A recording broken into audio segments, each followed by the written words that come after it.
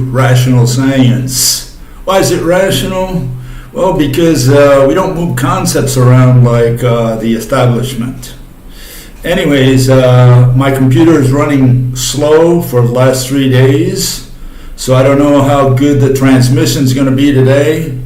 Let me know if the images are coming out too choppy.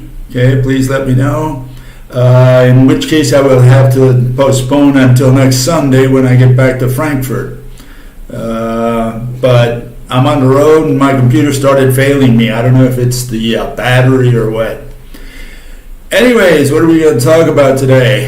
If everything goes right, I'm going to talk about nothing.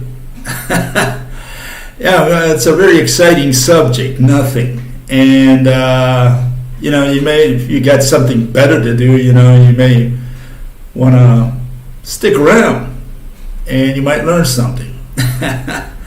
So don't do it. Yeah, stick around, you might learn something. Anyway, let me know how transmission's going.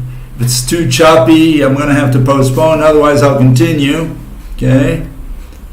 So please let me know. I'll wait a second here till people get the images. But yeah, it's a little choppy. I don't know. Again, the computer's running slow. That's the problem I'm having. Anyone? Just let me know if the images are coming out too choppy, okay, for you.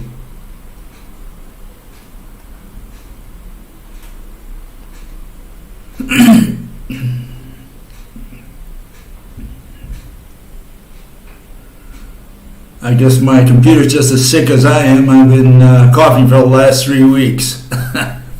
Can't get rid of the cough. So my computer's starting to cough as well. Well, nobody's answering me, so I hope I'm doing okay. Let me just continue, okay? I'm going to pick up where I left off the other day, and that's with electricity. Okay, thank you. I'm going to pick up where I left off the other day, and that was electricity and talking about the electric universe. It's a good way to start the lecture on space, okay, on nothing, vacuum. That's what we're going to talk about today. Anyways, let me just summarize. Those who want to see what I talked about can go to the previous video, but let me tell you what I talked about the other day. Here's a little bit of a summary, okay? And these are the fatal problems with the electric universe. Now, the electric universe criticize the establishment just like I do. They don't like black holes, dark matter, Big Bang, all that stuff. We're all against all that. So on that, on those issues like those, we see eye to eye. We don't always criticize them from the same point of view. That's one issue. But the problem I've got with the electric universe, they've invited me over there if I wanted to join them, and I'm like the Three Stooges, imitating the Three Musketeers, and I think it was Mo who said, "All for one and one for all." And Curdy says, "I'm for myself." And that's more or less the situation here. I'm for myself. I don't have to join the electric universe because I think what they propose is nonsense. It's got nothing to do with science or with physics. And here are the reasons. The main ones, I've got a lot more, but these are the main ones. They purport to do classical physics. What's classical physics? Well, that's a term that refers to rational, visualizable, imaginable, illustratable physics. And quantum is not any of that, or general relativity. You cannot imagine anything, any of the physical interpretations, right, of mathematical physics. They're all irrational, completely. Particles at two places at once, one particle affects the other one from a distance, nothing in between, and so on. So there's a lot of problems with the establishment with the establishment's version of physics. But part of the problem here is that electric universe does more or less the same thing, and they don't realize that. And again, they purport to represent the classical world. They want to do classical physics, with real objects. And the problem is that they rely on the quantum, what they call quantum objects, among them specifically the quantum atom, okay? And they use the planetary model. That's one of the big problems. And you've seen it somewhere out there, that's the planetary model, okay?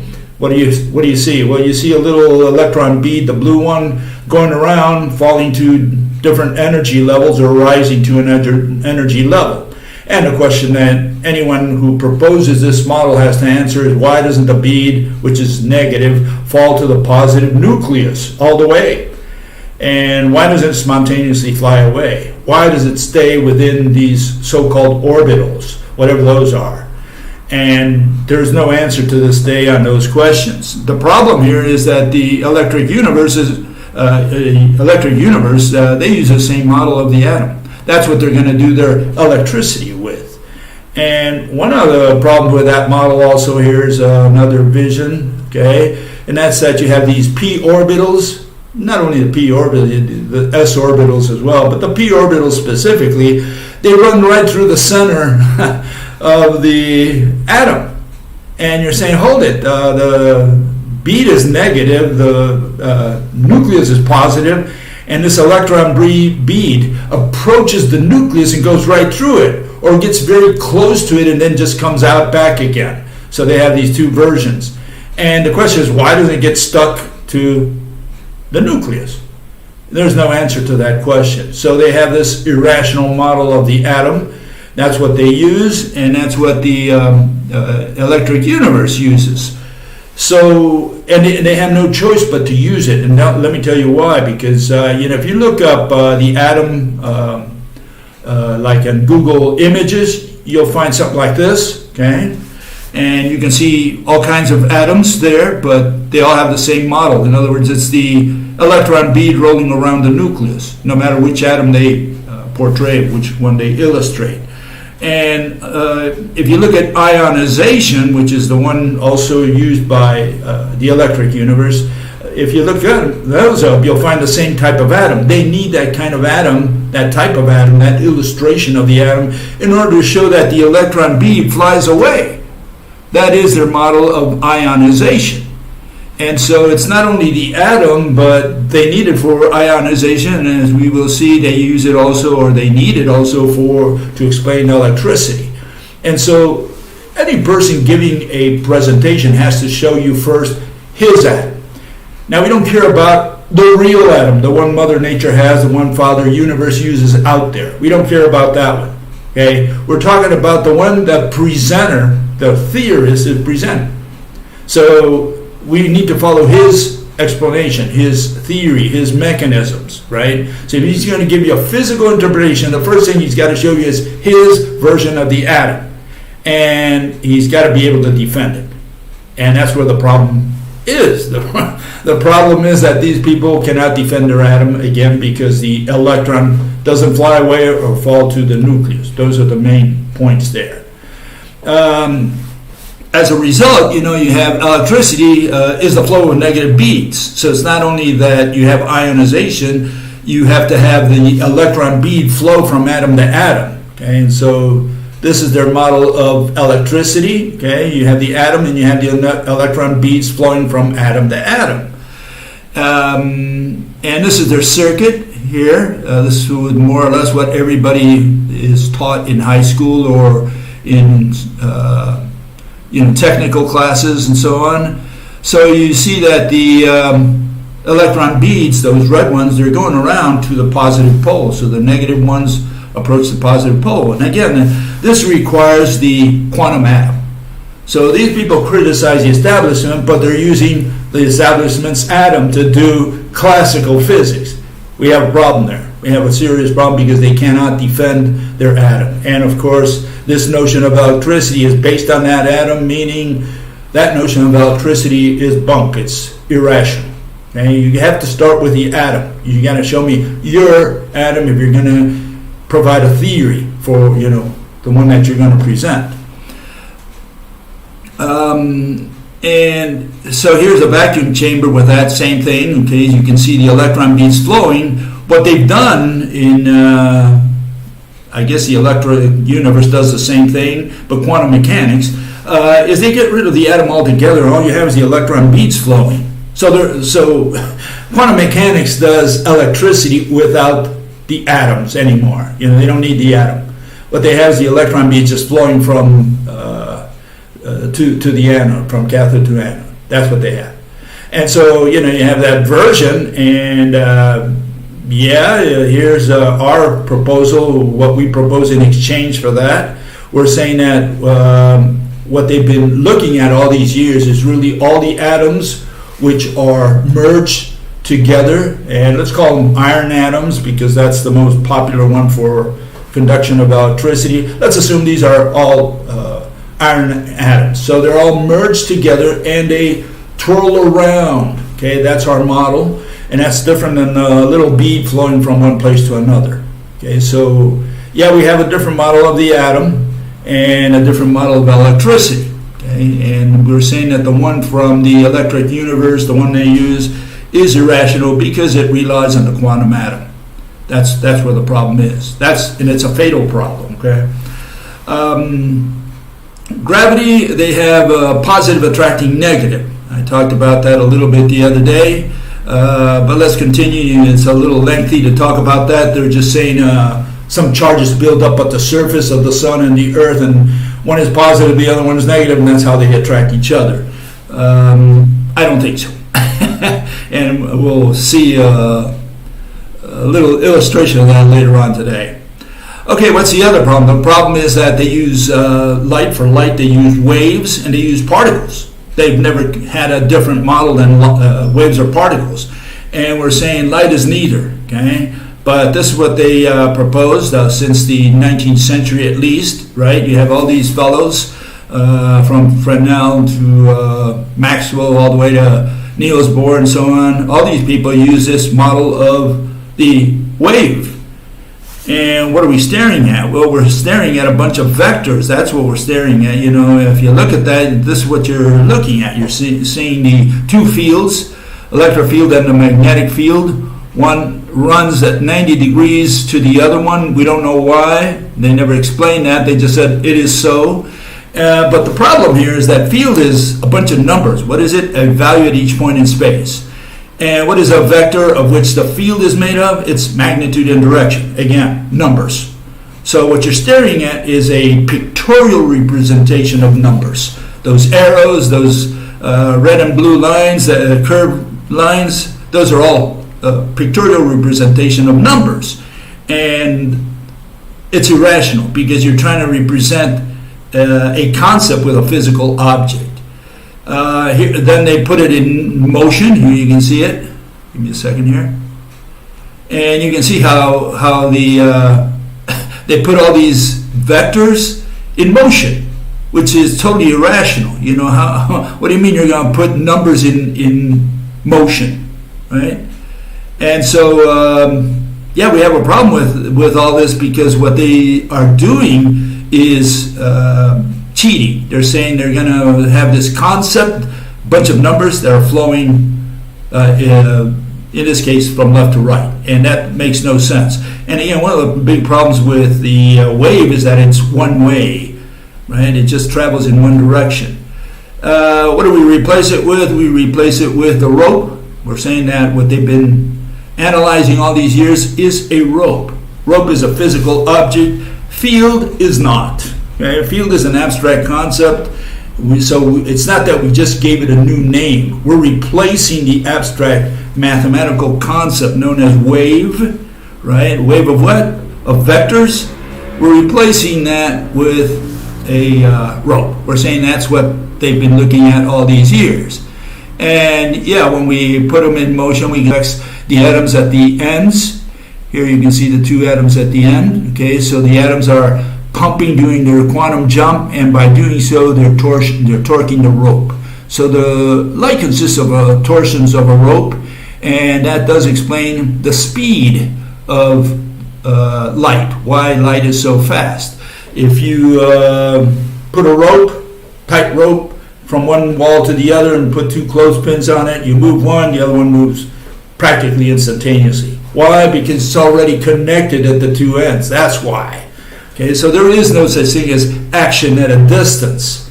Okay, what you have really is there's a physical mediator, but we cannot see or touch it. You can run your hand right through the rope. Okay, and that's a long story, but yeah, that's what we're proposing. We're saying it cannot be touched. Okay. The other problem that the electric universe has is that they use the same words that everybody has been taught in high school and college, and there you see some of the irrational terms that they brought into physics: field, energy, wave, charge, force, and above all, plasma. That's the one that the electric universe vouches for. That's the one they propose. And no, there's why are all these terms irrational? Because they're used as physical objects. That's why. None of these are physical objects. And when you tell that to an electric universe or a plasmoid, he says, "Oh, what do you mean now? Plasma is a physical object." No, it ain't. Okay. And that's why you need to understand the language of physics. And these people never are interested in that. They say that's semantics, that's word salad, we don't care about that, we want to do physics. No, if you're going to give a physical interpretation, you had better get your language straight. And among those things that you need to get straight is that neither electricity nor plasma are physical objects. And that's when these people go out of their minds. They say, what do you mean they're not objects? Yeah, plasma is a thing in motion. It's already in motion. A running boy is not the same thing as a boy. Okay? Boy is the object. Running boy is not an object. Running boy is a concept, a dynamic concept. Plasma is a running boy. It's what is it? What do you call it? Ionized gas, right? Here, in fact, here you have a version of what plasma is. Okay, plasma. You cannot take a snapshot of plasma. Why? Because plasma is defined as being something in motion. Ionized gas. Here you have a different version of that. Let me get it up here. Okay, you can see it. The one on the left, that's not plasma. That's whatever it is. Plasma has to have motion, okay? Because what is plasma? It's defined as ionized gas. That's why. And people don't always understand that. They think it's just nitpicking on the language. Yeah, we're going to nitpick on the language because, again, you can't have something that is in motion and say you're going to move it. Okay? Plasma is not a static thing that you can, again, take a picture of. Plasma is in motion, and ionized is a dynamic concept. You cannot use that as a physical object in physics. You can use a stone, you can use a rock, you can use a tree, you can use a house. Those are all static objects. They don't move, okay? First you show me the object, then you can move it. You can't say, oh, this is plasma, and show me something that's already in motion, say that's plasma. No. You can't point to plasma because what you're doing is watching a movie. And you can't synthesize it in a single frame because, again, plasma is ionized. Ionized, ED, ionizing, constantly ionizing gas. Okay? Gas is a physical object. Ionized gas is not a physical object. And it takes a long time for the electric universe to understand that. Sometimes they don't. They never come around, they never figure it out. Okay, and what's the other issue? The other issue is that in order to have this electricity across the universe, these filaments they talk about, they have to fill space with matter. And they have all this electricity going from one galaxy to another. And you can't have that without matter. And that's where their whole theory falls apart. You absolutely need atoms out there to do electricity, and there are no atoms out there in space. Most of it is empty space, what we call empty space. That's what we're going to talk about today. So, that's the introduction. Okay, let's move on now to back up what I said so far. Okay, so give me a second here. Let me remove this here. Okay, so they have these cosmic filaments. Okay, you've seen them before probably, and they say, "Oh, look, that's plasma or gases that are carrying electricity from one galaxy to another, one star to another." And the first problem that you need to be aware of in this scenario is this, and that is that, you know, between two galaxies you cannot have electricity flowing like they say, because there's no matter between them. And this is where we run into trouble with the electric universe. You know, you can't say that that these filaments exist, because you would need matter and to carry the electricity, or to conduct the electricity. And there is no matter out there in space. So this is where the theory falls apart. You cannot have electricity just flowing through empty space without any atoms. You need atoms to do physics to begin with, but electricity specifically. Okay, so this is the universe, okay, more or less a bunch of stars, okay, and you can see there's a lot of black stuff in there. So the universe is filled primarily with nothing. It's not filled at all. And so what these people are suggesting essentially is this, that they're going to fill with matter the entire universe. And you say, but this is irrational. There is no matter out there. Here you have another version of that. Okay, you have the universe as we more or less see it at night. And they say, well, look at all that stuff. And there is not so. Most of it is black, and what they do, they fill it with, you know, again, a bunch of particles, because whether they do it specifically or inadvertently, is not the issue. The issue is that there is no matter out there. Okay, and so you cannot have this scenario where you have all these particles, the ether, as it used to be called, and that fills in the blanks so that they can conduct electricity. So that's where, again, the electric universe fails. Okay? I talked about the other day about the vacuum levels, and these are numbers that more or less, you know, they have out there, but you'll find all kinds of numbers really. The important thing is the level, the notion of vacuum or pressure, if you want to look at it as pressure, out there.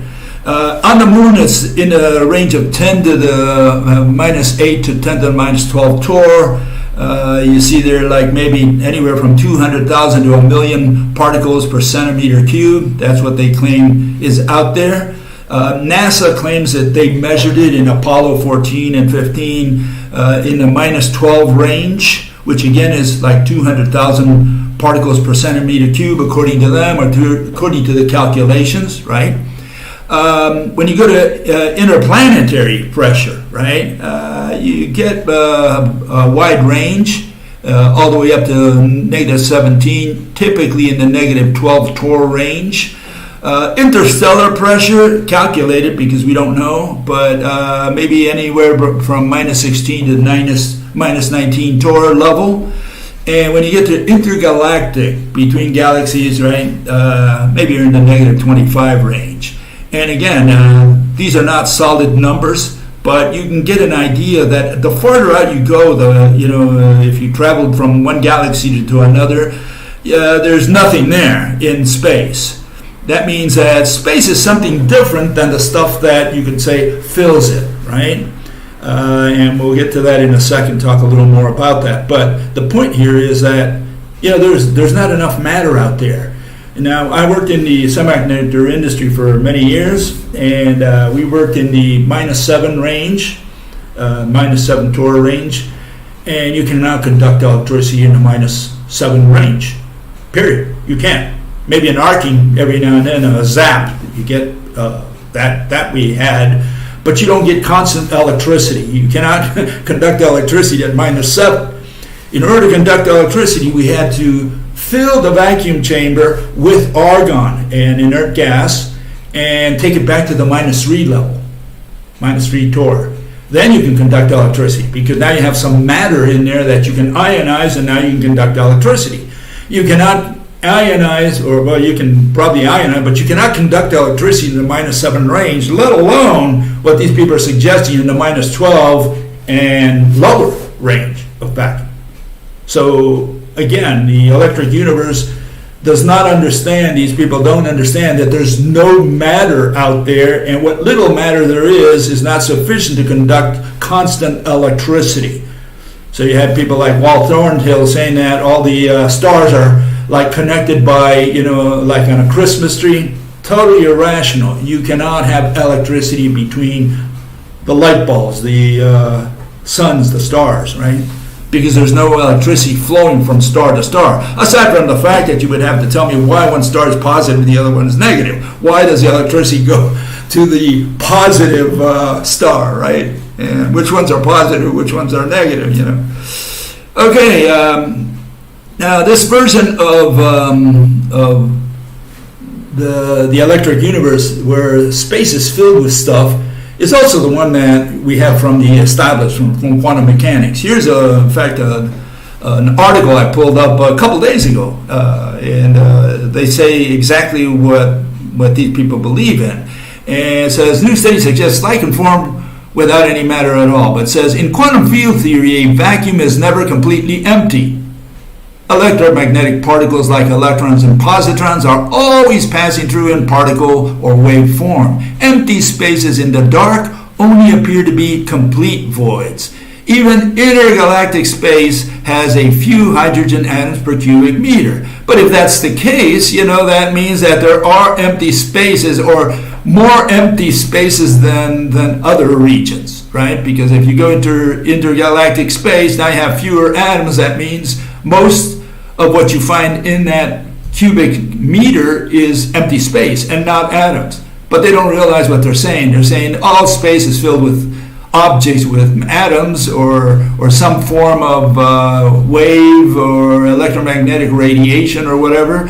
And so they say they give you the impression that there's no amount of empty space. Every bit of space is covered by something. Okay? And quantum field theory suggests that even in regions of space where there's absolutely nothing physical, there are fleeting electromagnetic particles and waves that come and go. In other words, again, they say there's no such thing as empty space. But then the question is, what gives shape to the particles or the electromagnetic waves that come and go? How do you distinguish one wave from another if there's no such thing as empty space? Which serves as a background to all these things. And it says, welcome to the quantum vacuum. Yeah, quantum vacuum is irrational because they never specified what they mean, if there is such a thing as empty space. Simulations have shown that light can be created out of nothing. Oh my God. The quantum vacuum is filled with energy fluctuations, whatever that is. What's an energy fluctuation? They never defined energy. They don't know what energy is. Dick Feynman famously said, we have no idea what energy is. Yeah, exactly. From which virtual electron-positron pairs arise. So they have this so-called energy, which is photons, and from photons and probably antiphotons or dark photons, then you have these virtual electron-positron pairs that pop in from into existence. So this is just magic. This is Alice in Wonderland nonsense. It's they cannot explain the process. They just say it is so. We measured it.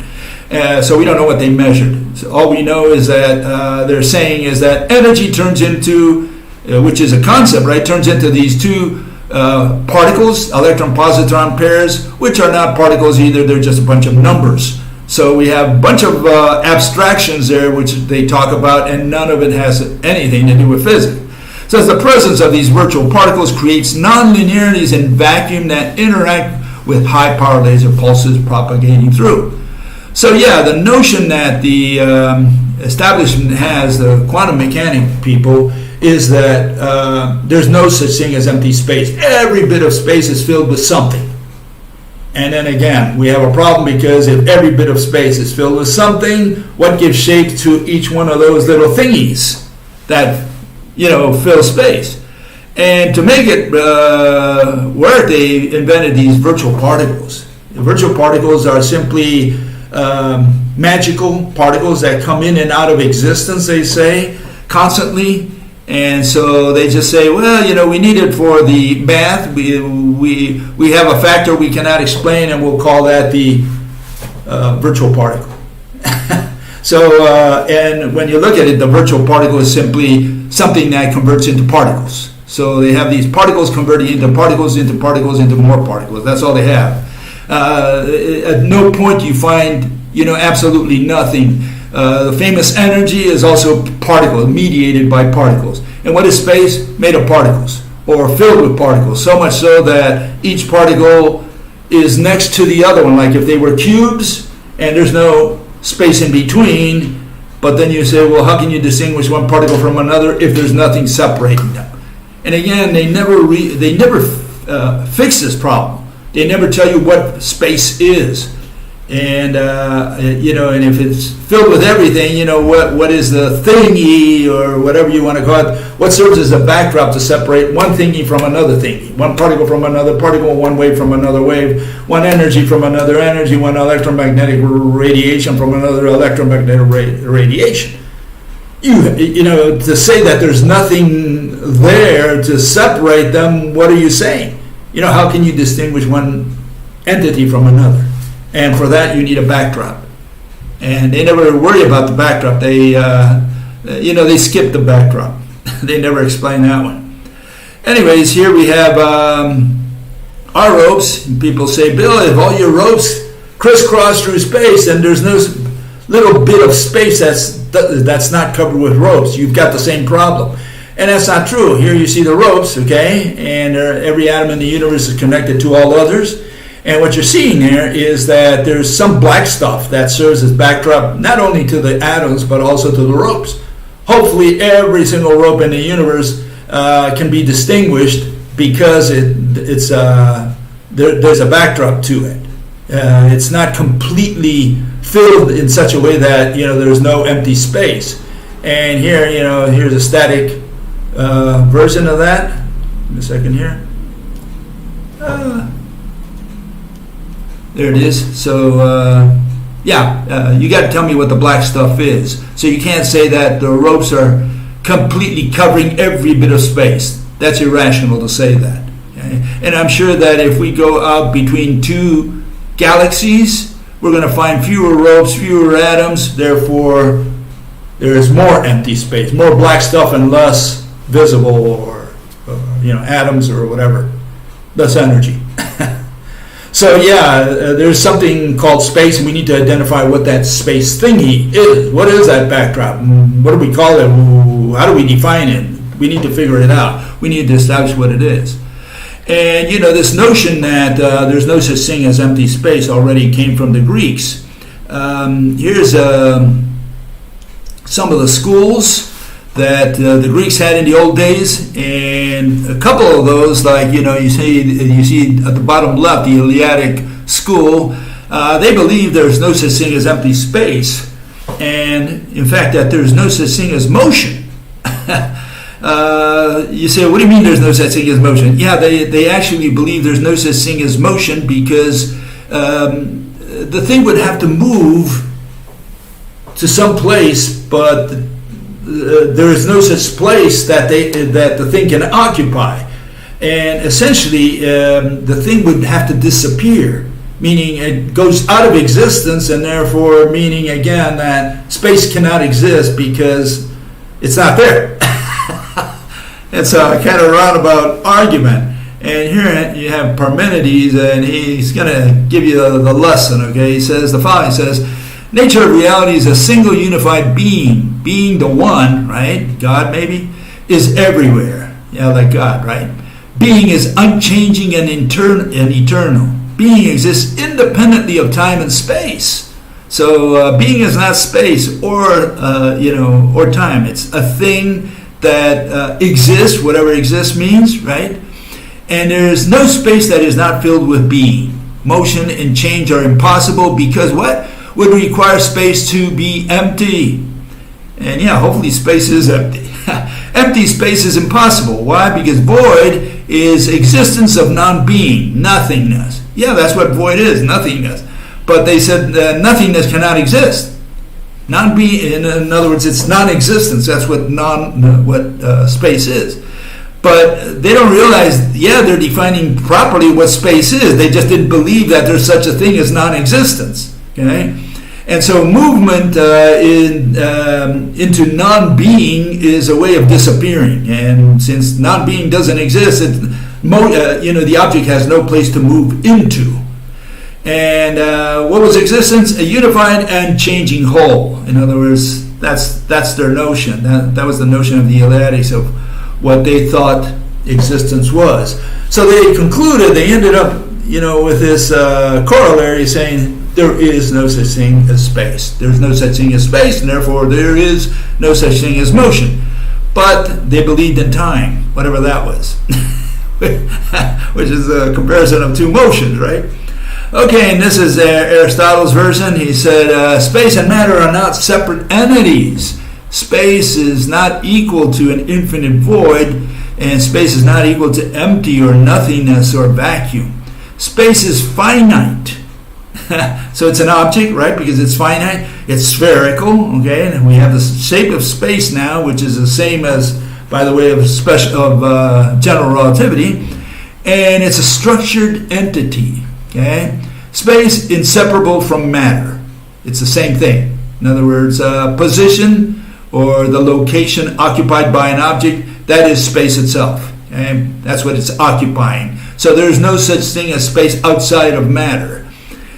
Space, fluid continuum filled with interacting physical elements. And he famously said, nature abhors a vacuum. A void cannot possibly exist in the physical world. And again, taking their cues from the Eleatics more or less there. Geocentric, he believed in the Earth being at the center of the universe. There you see a picture on the right. Okay, that's more or less the notion he had, these different levels where each one of the planets was in, and the Earth was at the center. Okay, the universe was simply a bunch of concentric spheres. So no such thing as space according to the Eleatics and according to Aristotle. Now Democritus, he believed in, or he vouched for, empty space. He said all there is atoms and empty space. Okay, so they believed that atoms moved somehow in empty space, and there was such a thing as space, or whatever space was. He never defined it, or at least we don't have a definition that survived to our days. But not all Greeks believed that there was no such thing as empty space, but I think most of them did, or that was the majority opinion. And here you have a fellow a few centuries later. His name is Descartes. If I can get him up here. What happened to him? Give me a second.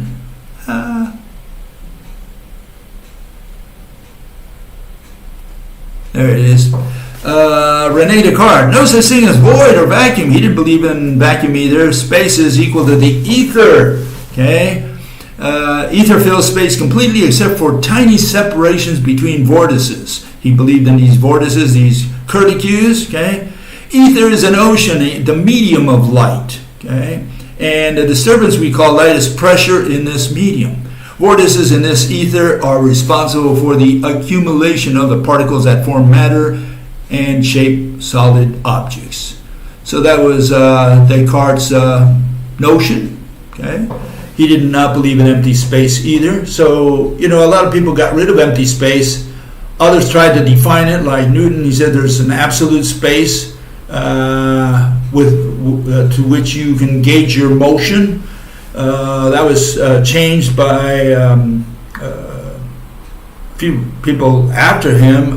One of them was Leibniz, who said space is relative in a sense that objects move with respect to objects and not with respect to empty space.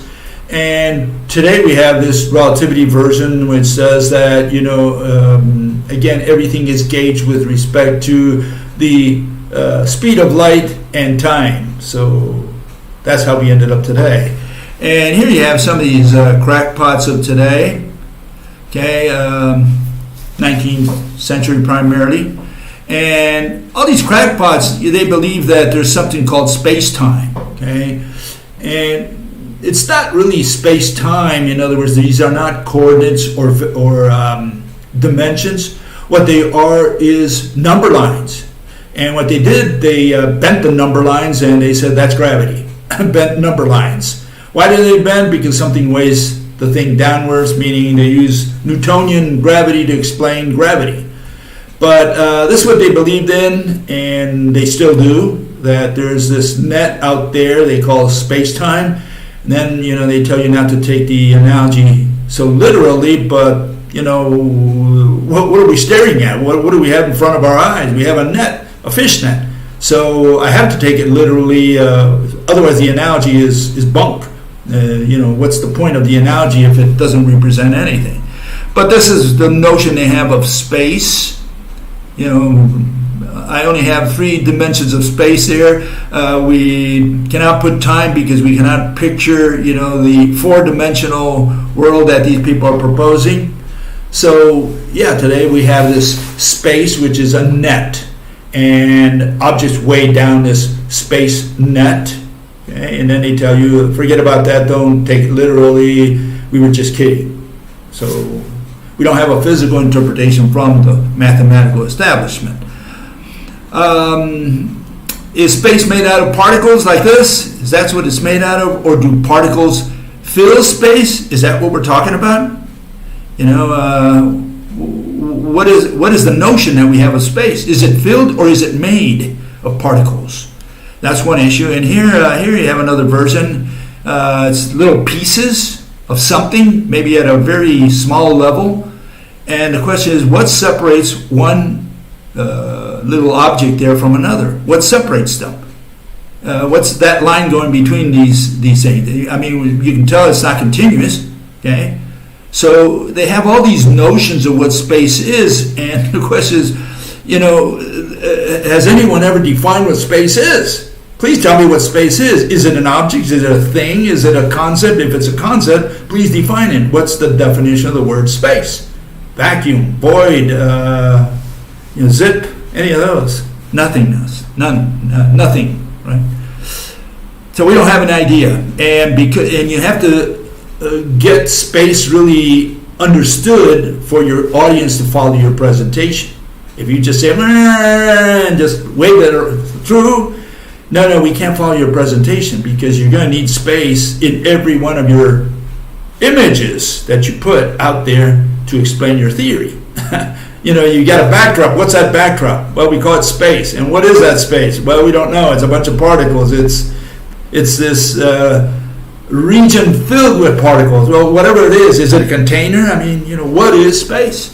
And they never answer that question. And that's where you have to pinpoint them and, keep them there until they cry, because they can't continue on with their presentation until they tell us what space is or define the word space.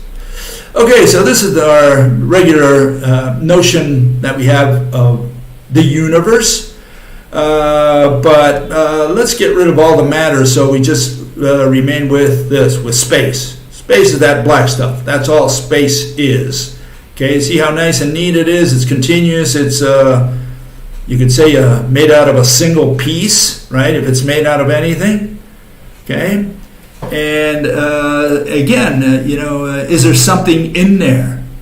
And we say, no, there's nothing in there because, again, you have these vacuum levels I talked about a little while ago. And you can see that as you go farther out into space between 2 galaxies, the pressure drops, meaning there's less matter out there. And at some point, I guess there are regions where maybe there is no matter or energy or electromagnetic waves or whatever going through there. Okay, so there it's primarily vacuum. That's what space is, And what is vacuum? Nothingness. What is that? How do we define this word? That's what we're going to do today. We're going to try to define this word. And let's see if we can start here. Here you have the vacuum on the moon and the vacuum or the pressure on the moon and the pressure here on Earth. You can see the Earth has a lot more matter around it, and the moon is in the -12 range, so it's got a lot less matter around it.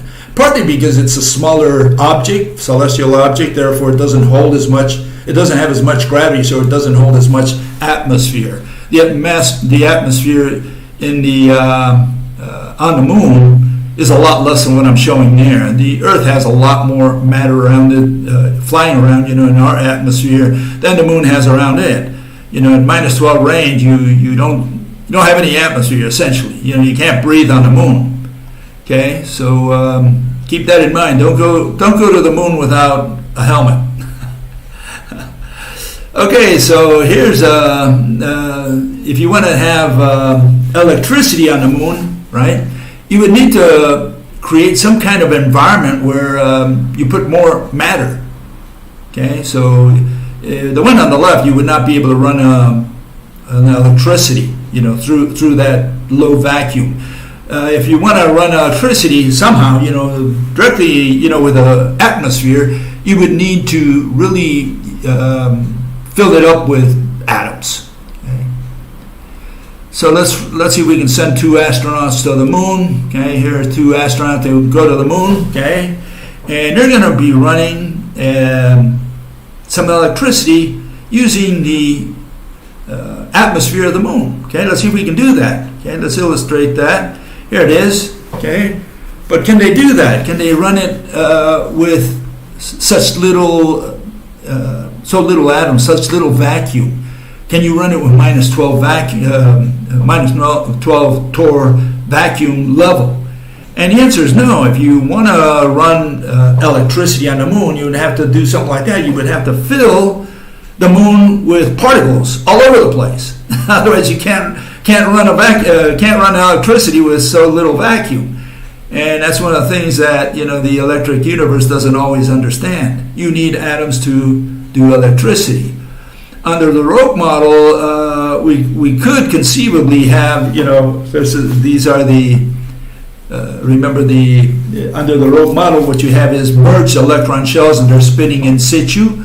So you have this serpentine, which is what we call a serpentine, and it's you can see why with this physical object running clockwise from one end, counterclockwise from the other end, you can understand now electricity as a torsion that moves around a wire, for example. Okay, that's what electricity is.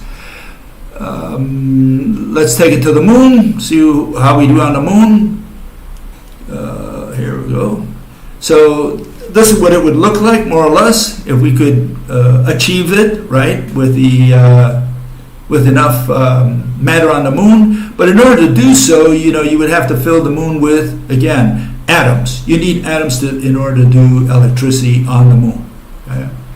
Can't do it without atoms. That's the bottom line. Okay, so here we have a space summary, and we're going to define space then. What is something, an object, a thing? That which has shape. That's what it is. And then you see some synonyms, okay? What is nothing, otherwise known as space? That which doesn't have shape. So something and nothing are antonyms. One is the opposite of the other, right? One is that which has shape, the other one is that which doesn't. Now we have definitions that we can sink our teeth into. We have scientific definition. Space is not an ocean. Space is not, it has no shape, no surface, no end, okay, because it's that which doesn't have shape. Very simple. Space is not infinite because it is not a thing. A thing is that which has shape, and space does not have shape, so it's not infinite. You cannot use the word infinite to qualify space. The word infinite is an adjective. You can only use it with objects in physics. Okay? So you can't say infinite space. No, it's irrational to say infinite space. What people mean is that you can travel incessantly and never find an edge. That's different use of words. You need to say that it's traveling is incessant through space, and not that space is infinite. Those are two different notions. You can't fill space because space is not a container, and space can neither push nor pull. It's not an object. Okay? Space cannot be created, was not created. There you see God trying to create space. He's going to spend all day long trying to create space, like they did in relativity, where they created space in the Big Bang, right? And you cannot see or touch space. It's not an object, it's not a thing. Those are the general notions that you should keep in mind whenever you talk about space. And here's like the icing on the cake, okay? An object is that which has shape, concept, that which doesn't, okay? And space is a concept, nothing, void, etc. And you cannot have a star there, or an object cannot morph into a concept and vice versa, right? And there you cannot have the sun turn into nothing, into empty space, or have empty space turn into a star suddenly, like they do again in general relativity, where they cannot explain where the singularity, original singularity of the Big Bang came from. Of course they can, because you cannot explain the process. And yeah, an object cannot lose length, width, and height and suddenly become nothing. So those are the notions we have of space. Space is nothing. What is nothing? That which has no shape. We're done. That's the scientific definition of the word space, of the word nothing, of the word void, of the word vacuum, zip, any one of those, right? And that's the opposite of an object, a thing, and that is, that which has shape. Now, what's the issue? The issue here is that the electric universe says, well, how about those filaments that are out there? We took pictures of that. What did we take a picture of? So let's explain that next. Here are the famous filaments, okay, one version of it. Okay, you have all these filaments that allegedly they took pictures of. This is a computer-generated image, right, simulation. Okay, so what are those things? What are we seeing? Are they connecting stars? These so-called filaments. Is electricity flowing there? Specifically that one, because that's the one the electric universe uses, and not the establishment. The establishment does not say that you have electricity flowing through those filaments. It's the electric universe who says that. So let's make sure we understand that. Okay, they don't have the same theory for the filaments. The first thing we need to mention is that these so-called filaments, they belong to clusters. And the clusters are very far away from each other. Most of the stuff between two galactic clusters is empty space. There is no matter there. There are no filaments from one galaxy cluster to another galaxy cluster. When you see those filaments, they're looking at a specific region of space where there are many galaxies, and they find all these gases or whatever's out there, right? And they can take pictures of the so-called filaments. So we need to get a handle on what these filaments are, and the electric universe says it's electricity flowing from one star to another, from one galaxy to another. That's where we differ. So let's start with the famous plasma ball of electric universe. Looks more or less like this. I guess a lot of you have seen those. Okay, and the problem there is that you can see the electricity is within the ball. Electricity is not flowing from one ball to another ball. Okay, there is not any electricity and electrons flowing through the air from here to there. Okay, the electricity is created within the ball. What is outside the ball is the magnetic field. Okay, this is what you'll see, or you can measure it, right? There is a magnetic field outside the ball, but not electricity outside the ball. The electricity is within the ball, primarily. There could be a little bit surface electricity or whatever, but you don't have electricity flowing across the room. That's what I'm saying. Okay. On the other hand, the magnetic field created by that little ball, yeah, that one does extend beyond the ball. Okay. So we need to understand that. And here we have the solar magnetic field. Okay. And it's important to understand that because the electric universe says that the sun is electric, and it's electric because it has all this electricity coming from another star or going to another star.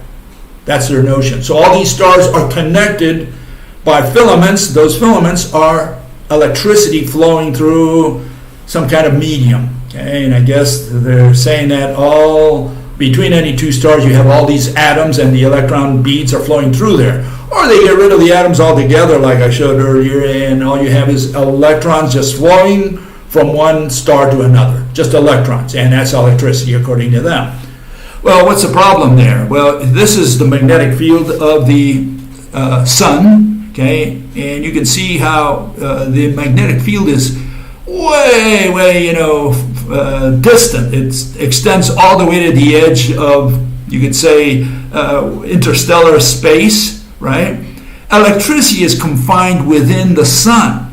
What extends is magnetism, not electricity. You do not have electricity flowing from star to star. Okay, so that's the starting point. We're saying that the notion that they have that electricity, all these electrons are flowing from one star to another with atoms or without atoms, just electron beads, is nonsense. There is no electricity flowing through space because the vacuum levels are very low, too low to sustain a constant flow of electricity. That's the issue. That's where the electric universe fails completely.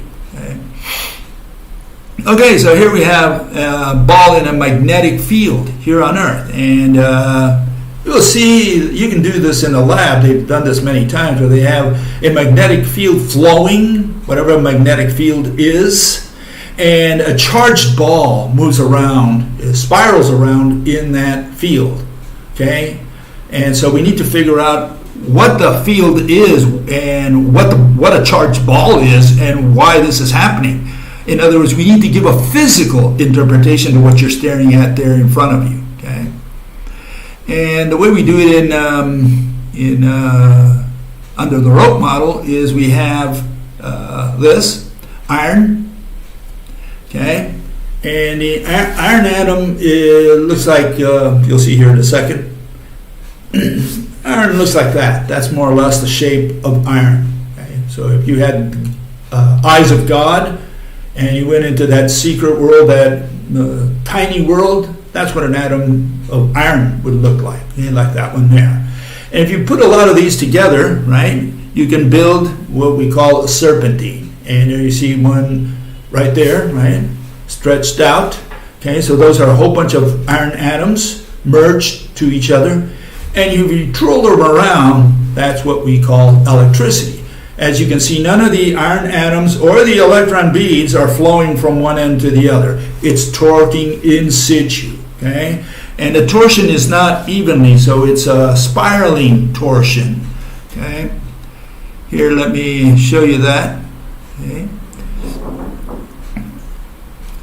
Okay, this is what we're talking about. We're saying that the atoms, in this case, we're putting hydrogen atoms, but think of them as iron atoms, and they're moving around, okay? Moving around, torquing, right?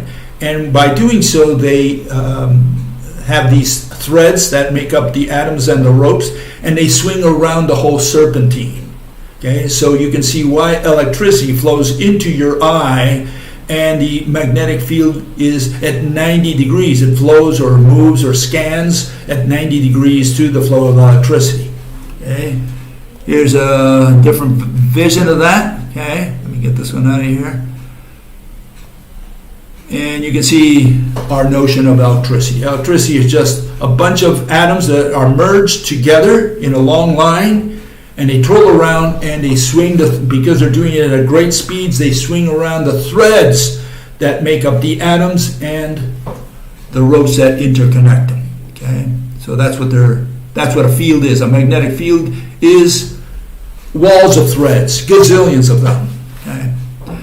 Okay, so here we have a charged ball. That's what a charged ball looks like. So we have the electricity within the ball, right?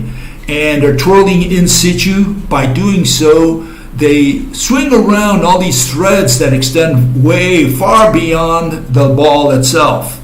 Okay? So this is our notion of electricity and magnetism. Electricity was inside the ball, the torsion of the serpentines, the serpentines just twirling around in situ, and by doing so, they send these threads out at great speeds, and the threads swing around the whole ball in the way you see there. That's essentially the notion of a magnetic field. So the point here is that electricity is confined to the ball, whereas magnetic field is what extends way beyond the ball. That's the key point here, okay? Keep that in mind, because we're going to now apply that to the universe. how does our universe work? What is our universe? How does it work, right? Here we have a charged ball in a magnetic field. Okay, we have a field. The threads that are sweeping downwards in this case on both sides of that ball, and the ball is caught, because the magnetic field of the ball is being pushed around by these big fields, which are simply gazillions of threads coming downwards in this case, right? And that's what keeps the ball from going in any direction except twirling around, spiraling around. Okay? And here we have the same thing, more or less. Okay, you can see what the threads do. It's threads against threads. That's the invisible part, the part we don't see in a magnetic field. So you have all these threads moving around, and the ball that also has electricity because it's a charged ball, right? And it's got all these magnetic fields, meaning all these threads moving around. Who was it? Faraday, Michael Faraday. He said, "Oh, those lines of force." But the lines of force are real. They're threads. They're not just lines. Lines is a mathematical concept.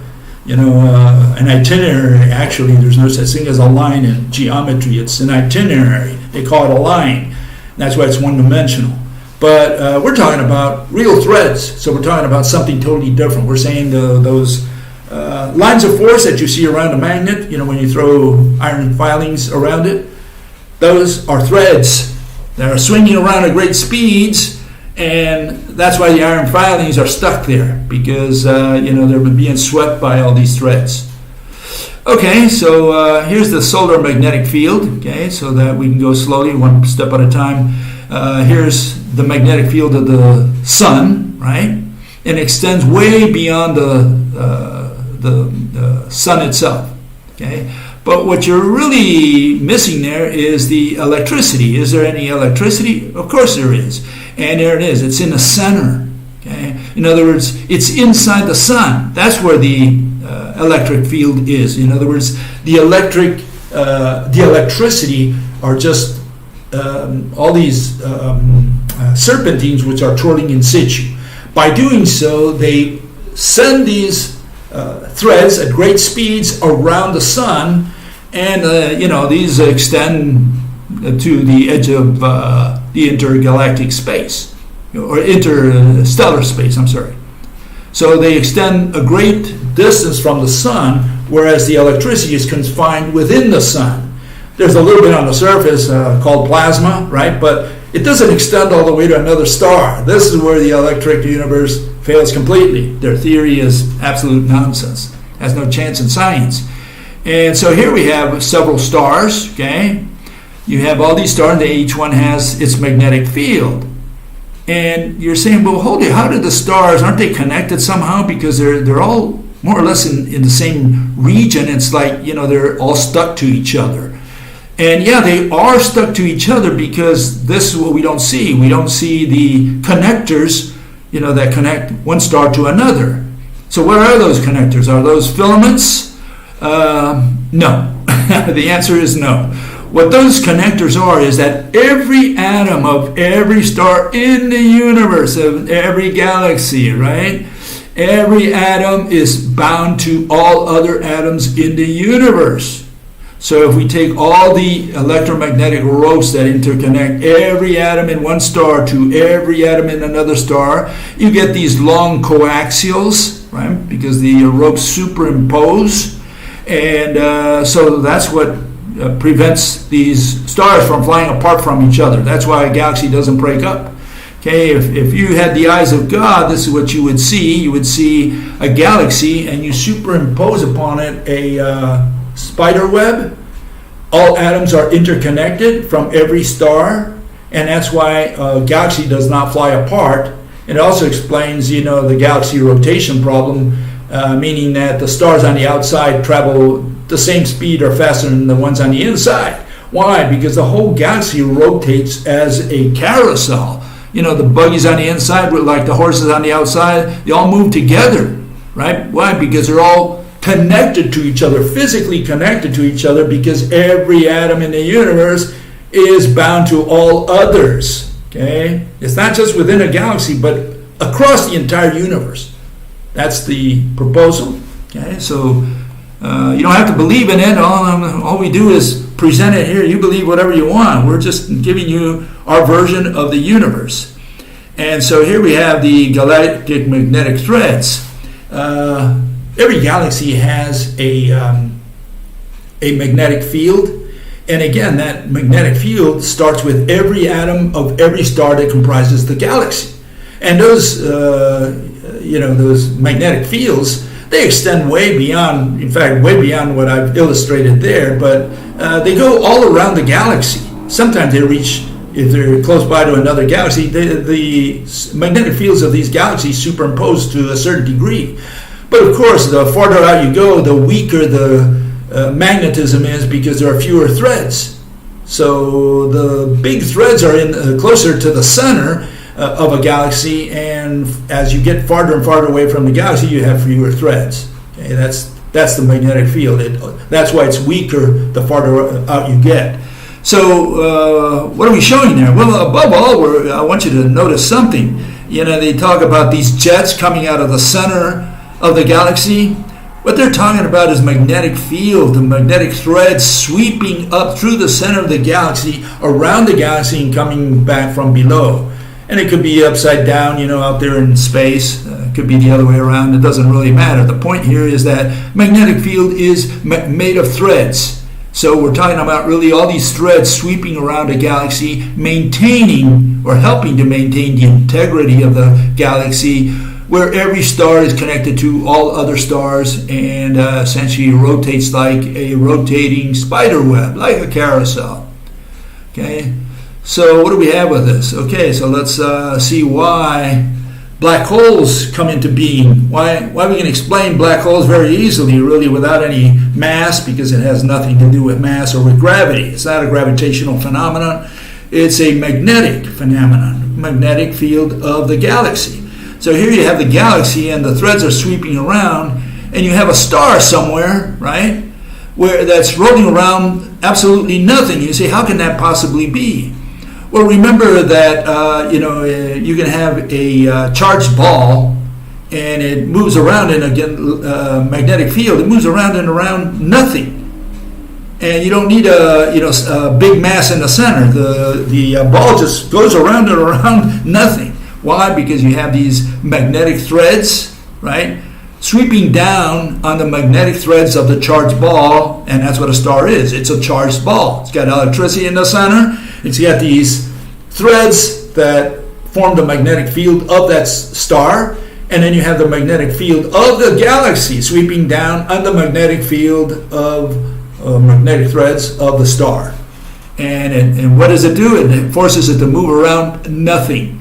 So it's not that there is a mass at the center of a black hole, it's that there is nothing there. And what they see is just a star moving around in circles. They say, why is that star moving around nothing? Oh, because there's a big mass in the center. Absolutely not. It's the threads of the magnetic field of the galaxy interfacing with the magnetic field of the star, the charged object. Okay, so here we have the final one. You can see that's what a star is, essentially a charged object, right? The electricity is in the center, and it's contained by the magnetic field of the galaxy, right? And that's why it moves around. And in the case of the black holes, when they see a star moving around, it's because in that region, for some reason, remember the galactic magnetic field is not very even. It's because, again, you have a spiral galaxy, you have stars there, more stars on the other side or whatever. And so it's not a very uniform magnetic field. And so in some regions, that magnetic field is stronger, and if it catches a certain star in that region just happens to be there, it'll move it around in circles, because that's how strong the magnetic field of the galaxy is. And it'll just move around in circles around nothing. Not because there's a center of mass, but because it's a magnetic phenomenon. That's our version. Take it or leave it. You can take it to the bank because you can understand it, but It's got nothing to do with, with gravity, center of mass. It's a magnetic phenomenon altogether. But on the other hand, you have the electric universe, which has the wrong idea that electricity flows across the universe. It's not electricity that flows. In fact, it's not even magnetic fields that flow. Magnetic fields extend far beyond the stars, and they help explain many things, but not how a galaxy attracts another. Those are the ropes that interconnect every atom that comprises one galaxy to every atom that comprises another galaxy. That's a gravitational phenomenon, and it's mediated by ropes that interconnect every single atom in the universe. I'll see you next week. Bye-bye.